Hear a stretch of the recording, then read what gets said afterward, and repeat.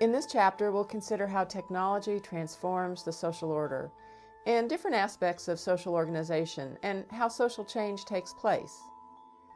We'll also consider environmental issues, and we'll talk about the difference between the environmental movement and environmental sociology. And we'll also discuss the idea of social harmony.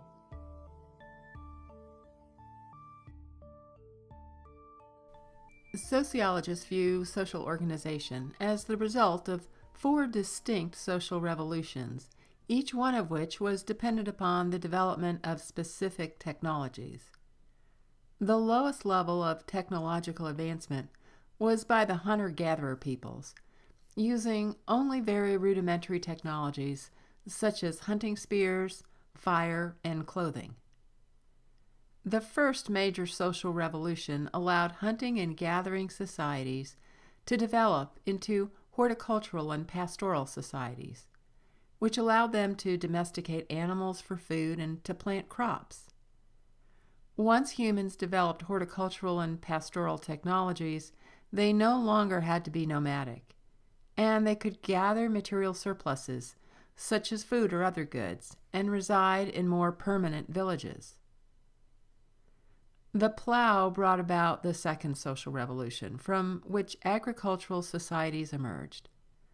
The plow allowed the soil to be turned and also enriched, which allowed for larger crops and even more material surpluses.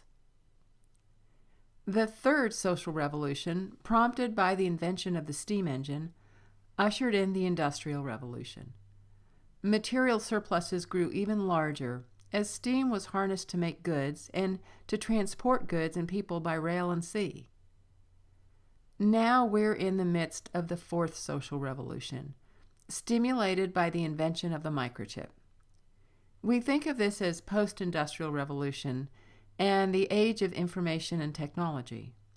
The use of computers has accelerated change so greatly, and we now appear to be emerging into the age of biotechnology.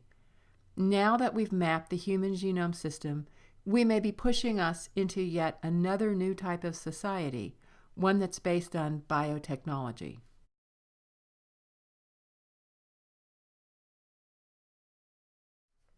Our social world has rapidly changed in the last 100 years.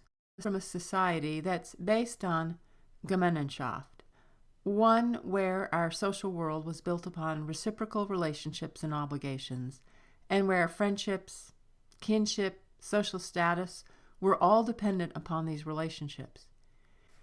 These traditional social arrangements were more often with smaller groups in rural settings, with traditional divisions of labor between men and women and rigid social rules. Instead, we now live in a society where our relationships are much more impersonal, where our social lives are built around paid work, contracts, and money. The modern social order tends to be much more urbanized and progressive, and the division of labor between men and women tend to be more fluid. Education tends to be more highly valued in the modern social order. Certain characteristics are associated with traditional and industrialized and information societies. There are specific differences between the sizes of these societies, their views towards religion, education, where they live, and the sizes of their families. There are differences in overall health, including infant mortality, life expectancy, and where and how health care is provided. There are also differences in how people view their lives, either as present-centered or focused on future goals, and what they think will occur in the future. Traditional and industrialized or information-based societies tend to have differences in their levels of industrialization and the technologies that they use.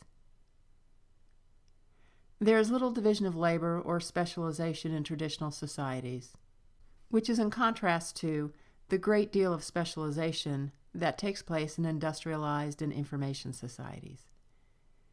Incomes are lower in traditional societies, and there is a much lower level of material possessions.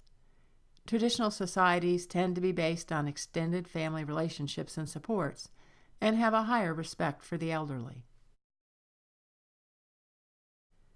Traditional societies tend to have more rigid social stratification and less opportunities for social mobility.